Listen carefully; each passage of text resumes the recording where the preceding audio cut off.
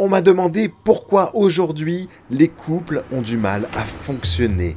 Qu'est-ce qui coince? Bonjour à toutes et à tous les amis, c'est Thomas Sixic, votre Love Coach. Avant qu'on démarre cette vidéo, j'aimerais que vous me laissiez un max de pouces bleus juste en dessous et que vous vous abonniez évidemment à ma chaîne. Alors, c'est vrai que l'amour a sacrément évolué depuis ces dernières centaines d'années et aujourd'hui, on a cette chance au niveau socio-culturel, je dirais, de pouvoir choisir son partenaire en fonction de certains critères qu'on aurait choisis. Et ça, c'est plutôt libre, on est plutôt libre à ce niveau-là de choisir finalement la personne qu'on souhaite.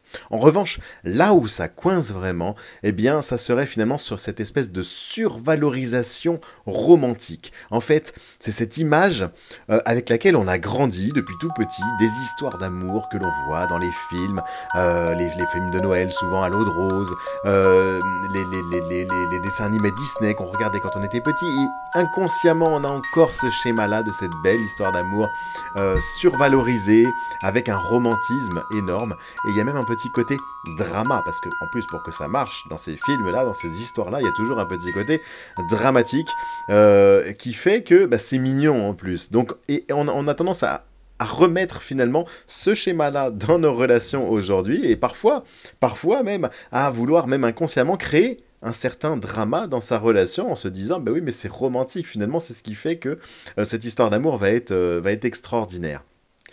Donc aujourd'hui, on voit l'histoire d'amour un petit peu comme un saint Graal que tout le monde recherche. Tout le monde recherche cette histoire romantique où tout est parfait, tout est accessible, tout est magnifique, qui s'est relayé évidemment dans les médias, même dans la littérature parfois, et tout le monde fantasme là-dessus.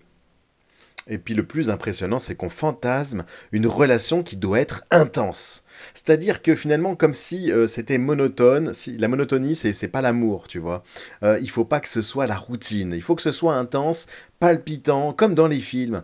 Et bien souvent, c'est ancré dans nos idéaux, et on se fait cette image-là donc de la relation. Il doit y avoir des hauts, il doit y avoir des bas, mais finalement, c'est toujours beau et romantique, on s'aime sincèrement, on est pur l'un et l'autre. Et je suis désolé de vous décevoir, mais la réalité est beaucoup plus dure, la réalité est totalement différente. La vie n'est pas une fiction. Et si on essaye de calquer ce modèle-là sur la vie, on se retrouve dans des situations qui sont complètement irréalistes. On va essayer de faire rentrer un triangle dans un cercle. Bref, ça fonctionne pas, c'est pas possible.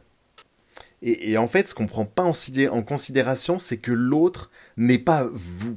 L'autre, justement, est autre. L'autre est différent. L'autre a une éducation différente.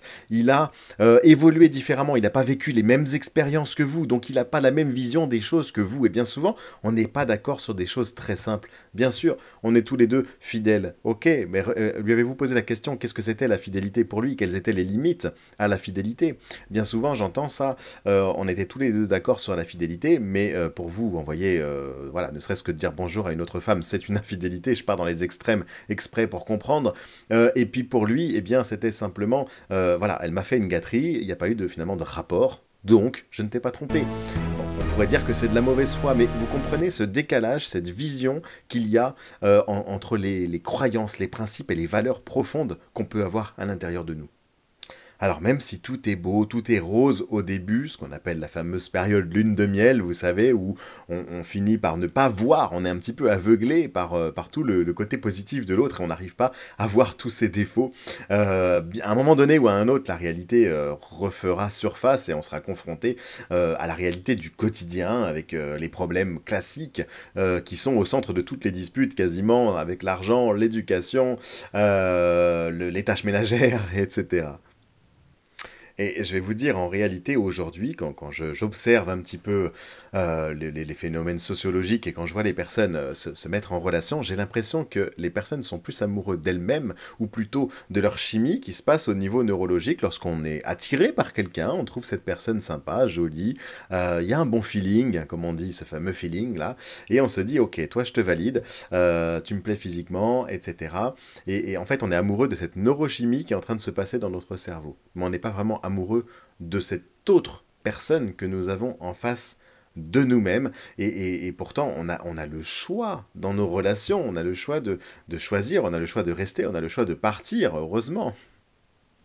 Et le problème est là, c'est-à-dire que dès qu'il y a cette neurochimie qui est limitée dans le temps, eh bien, on s'arrête, on a tendance à vouloir passer à autre chose parce qu'on se dit que cette relation n'est plus excitante, qu'il y a quelque chose qui a changé, parfois que c'est l'autre qui a changé. Alors, parfois il change vraiment, je dis pas le contraire, mais il y a plus cette intensité amoureuse en tout cas du début, et on est dans cette espèce de recherche d'intensité qui doit perdurer toujours.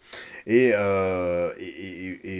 et aujourd'hui, on a la capacité de continuer à faire perdurer cette neurochimie à l'intérieur, cette substance qui est sécrétée par notre cerveau. On a cette capacité de faire vivre sa relation, mais bien souvent, au bout d'un an, au bout de 2 ans, quand il y a ce produit chimique qui redescend, on va dire, eh bien c'est là, finalement, qu'on rentre vraiment dans l'amour véritable, parce qu'on a vraiment connaissance des défauts de l'autre, on a vraiment connaissance du fonctionnement de l'autre, de ses croyances, de ses principes, de ses valeurs.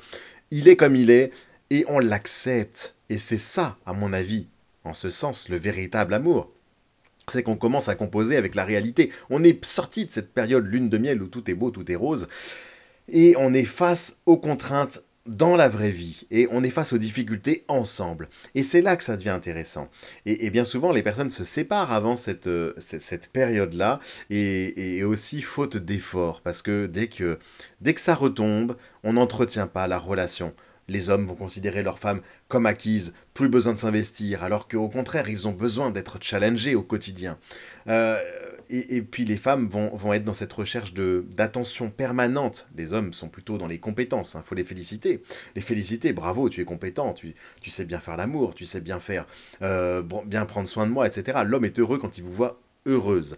Alors que vous, mesdames, dites-moi si je me trompe en commentaire, mais de mon point de vue, c'est plus la demande de petites attentions, la demande d'être unique. Vous avez envie d'être unique à ses yeux. Ok, donc il faut qu'il vous rende unique. Et ça, il faut composer avec les deux. Chacun a ses attentes, a ses besoins, qui sont là pour le coup personnalisés à chacun. Mais derrière ça, le fond, c'est toujours ça en fait. Ok, donc il faut entretenir l'amour, ça demande un effort. Je sais que quand je dis ce mot-là, on se dit mais non, quand on s'aime vraiment, il n'y a pas besoin de faire d'efforts, c'est magique, tout est question de feeling, tout glisse, tout est parfait, tout est fantastique. C'est faux, c'est faux. L'amour demande de faire des efforts, pas des efforts contraignants, pas de la contrainte, pas quelque chose de difficile et de douloureux, mais quelque chose dans le sens où on va s'investir dans la relation. On doit la faire vivre. On doit la faire vivre. On doit passer du temps ensemble. On doit créer de la nouveauté. On doit rendre cette relation palpitante. Et c'est là-dessus que moi je travaille, en tout cas avec les couples que j'accompagne en thérapie. On travaille beaucoup là-dessus à faire en sorte déjà de bien communiquer, la communication, la confiance et la nouveauté. Et vraiment faire vivre ce couple, cette relation en étant à l'écoute des besoins de son partenaire, et c'est en ça que c'est vraiment important. Ça, c'est pour moi les 3 secrets, en tout cas, pour faire durer son couple et sa relation. Voilà les amis, je vous souhaite en tout cas que ça vous arrive et que vous trouviez la bonne personne, parce qu'il n'y en a pas 36. On a cette fausse illusion, cette fausse idée de se dire, on a l'impression de butiner, de passer d'une fleur à l'autre en essayant désespérément de trouver cette bonne personne.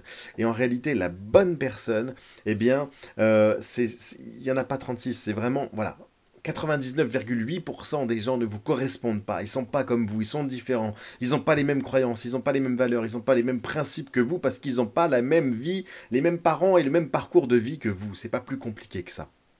Ok, donc à partir de ce moment-là, oui, vous allez faire 99,8% de vos rencontres seront foireuses et ne mèneront à rien. Soyez ferme là-dessus. Ne baissez jamais vos standards. Ok, soyez hyper ferme là-dessus, et trouvez cette personne-là. Elle est très dure à trouver, mais trouvez cette pépite-là et composez avec. Ok, et après gardez-la. Entretenez cet amour.